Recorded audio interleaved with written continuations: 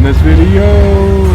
Hey everyone, it's Mostly Casual Commander. I'm BK. We're on Discord and Patreon, links in the description. First up is J-Man, piloting Shorikai with vehicles in focus and some combo shenanigans. I'm playing Prosper Tomebound, looking to cast as many things from exile as possible and paper cut my opponents to death. Next up is Busterkins, playing Ezuri, Renegade Leader, looking to overwhelm his opponents with just so many elves. And we have new to the channel JT, who brought Ulamog the Ceaseless Hunger and all of his Eldrazi friends to annihilate his opponents. See what I did there? You see, a lot of Eldrazi have the keyword Annihilator, which makes their opponents sacrifice things whenever they attack. That's why the joke is funny. And Island for J-Man, a Foreboding Ruins for me, and over to Busterkins, who plays a Forest as his land for turn. Over to JT, he plays Mox Tantalite. That'll suspend for 3 turns, and then ramp him some manas. He follows that up by playing Urza's Saga. Alright, so he'll tap that, and use the mana to cast a Soul Ring into a Swiftfoot Boots. Wow, nice.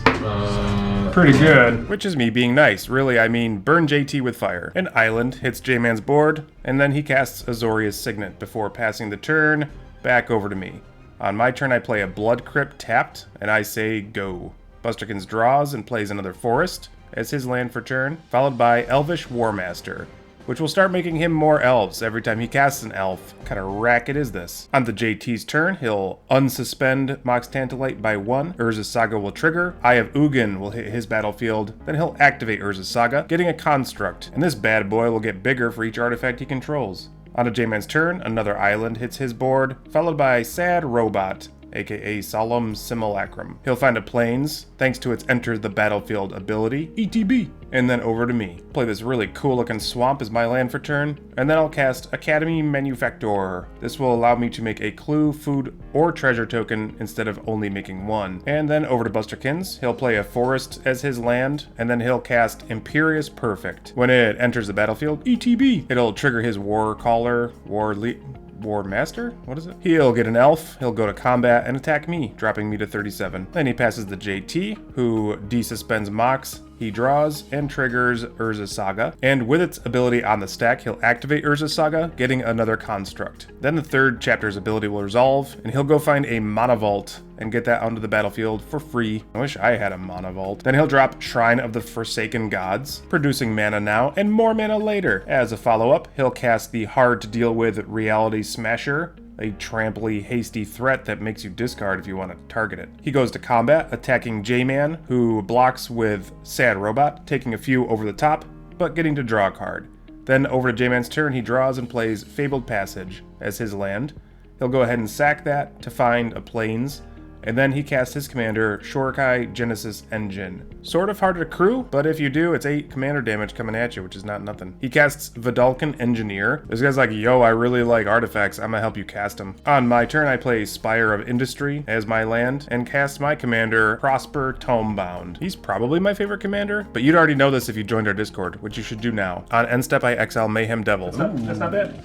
One of my favorites. Thanks to Prosper, I can cast that from exile until the end of my next turn. On Busterkins' turn, he plays a forest, and then he casts Elvish Guidance on one of his forests, increasing his mana production based off of how many elves are in play. Then he'll cast Elvish Rejuvenator. He'll get a 1/1 elf thanks to Warmaster. He'll look at the top 5 of his library, and he could put a forest card out into the battlefield, like he just did. Then Busterkins decides to go to combat, swinging a 2/2 elf at J-Man. J-Man accidentally overclicks here, taking 3 instead of 2, but he'll fix that in just a moment. On JT's turn, he gets his The mob. upkeep, these are going to be tapped to keep this untapped without me taking damage. He'll draw for turn and play War Room as his land, which just says pay 3 mana to draw a card. Not bad.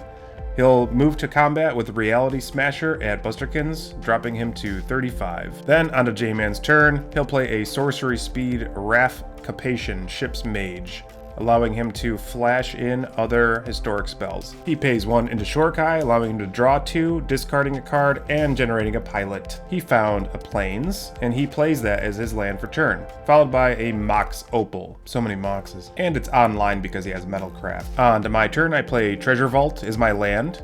and then I cast Mayhem Devil, that sweet, sweet Mayhem Devil, from exile, which triggers Prosper, and then is replaced by Academy Manufactor, so I get a food, clue, and treasure instead of just a treasure. I cast Disciple of the Vault, and he's going to start doing work whenever I sack these artifacts. Am I right? I move to end step, and I get a Disrupt Decorum into Prosper's exile zone. Busterkins plays a Forest as his land for turn, followed by Icon of Ancestry, pumping his creatures and allowing him to find some creatures at the top of his library. He casts his commander, Ezuri, Renegade Leader, triggering War Master and getting another elf. How many do you need? We're all doing great, friends. Yeah, good job. Yeah, I mean, everybody's like doing stuff this game. Pretty cool. JT plays a Spawning Bed as his land, which could spawn him some Eldrazi Scions. He casts his commander, Ulamog, the Ceaseless Hunger. On cast trigger, I will target Gaia's Cradle, but for elves. Your captain. In response, J-Man flashes in Iron Soul Enforcer because of Wrath, trying to get the value off of it before it gets exiled. And in response as well, Busterkins plays Heroic Intervention. Now, he used Elvish Guidance for that, so he'll have a bunch of floating mana. He'll sink one of them into Imperious Perfect, getting another token, and because he got that token, he gets another token. With the remaining floating mana, he'll activate Icon of Ancestry, looking at the top 3, and finding an Elvish Clan Caller, and putting it into his hand. After all that, Ulamog's cast trigger will resolve, exiling only Wrath because of Busterkin's Heroic Intervention. Then, on a J-Man's turn, he'll draw and activate Shorikai. He'll draw 2 more, discarding a Parhelion 2, and then he'll cast Unwinding Clock. This will start untapping all of his artifacts on each upkeep. He'll move into combat. Iron Soul Enforcer's like, yo, get a free Parhelion 2 from your bin, which is nuts. So yeah, that happened, and then I take 4, down to 33. On J-Man's end step, I sack a treasure, dealing him 1 and draining him 1, and then I'll sack a clue as well, draining him 1, dealing him 1 again, and drawing a card. On my upkeep, he untaps his artifacts, and then I play a Fabled Passage. I cast Disrupt Decorum from exile, triggering Prosper, again getting replaced by my Academy Manufactor. Then I move to end step, and I get a Swamp into my exile zone. On my end step, J-Man activates Shorikai, again drawing 2, discarding 1, and getting another pilot. Then over to Busterkin's turn, Unwinding Clock will trigger for J-Man, and Busterkins will clean up his board before moving right into combat over at JT. I don't think anybody saw this coming, but Busterkins activates Ezuri 3 times. JT tries to help the table out with a couple of blocks, but he's gone. He's dead, man. Game over, man. You didn't have to do that, friend, but you did. I did. And we appreciate I it. did. And holy guacamole, Busterkins just became threat number 1. On his end step, J-Man activated Shorikai yet again. And then on his turn, he'll play a Soul Ring. After that, he'll play a really cool looking Ancient Den from a Secret Lair drop, followed by Organic Extinction. And honestly, I'm not even mad about it. Busterkins might be, though. J-Man maintains priority, and then he crews up Shorikai with his pilots. In response, I sack my Fabled Passage, which triggers Mayhem Devil. I find a mountain, which enters untapped. Then I sacrifice a treasure, again triggering Mayhem Devil and Disciple. I sacrifice a clue, triggering them again, and draining J-Man a couple more before drawing a card. Organic Extinction resolves, killing all of our non-artifact creatures. After that, J-Man crews up his Parhelion 2. He goes to the red zone. He tapped Parhelion 2, although he shouldn't have because it has Vigilance, but that's okay. He got a pair of Angels and smashed me down to 12. What do we do, bro? Yeah, we die. That's what we're gonna do.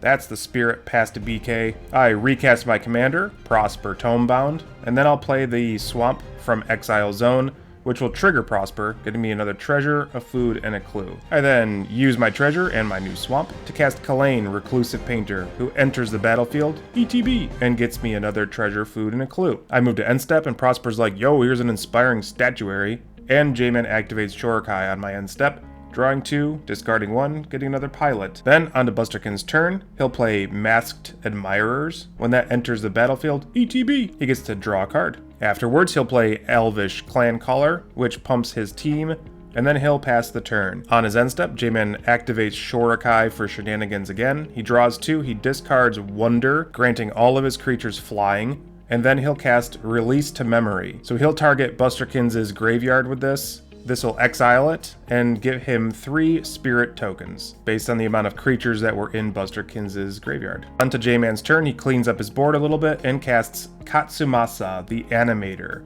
And with that out onto the battlefield, he'll activate Parhelion 2 as well as Shorikai.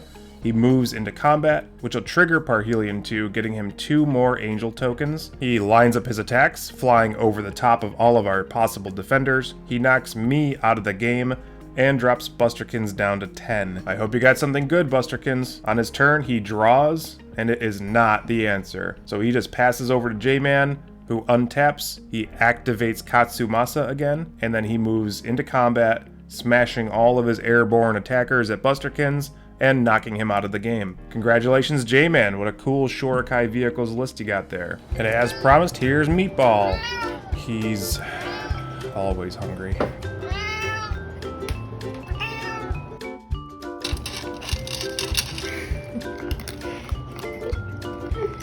So what did you think about the game and these cool decks? We'd love to hear from you in the comments.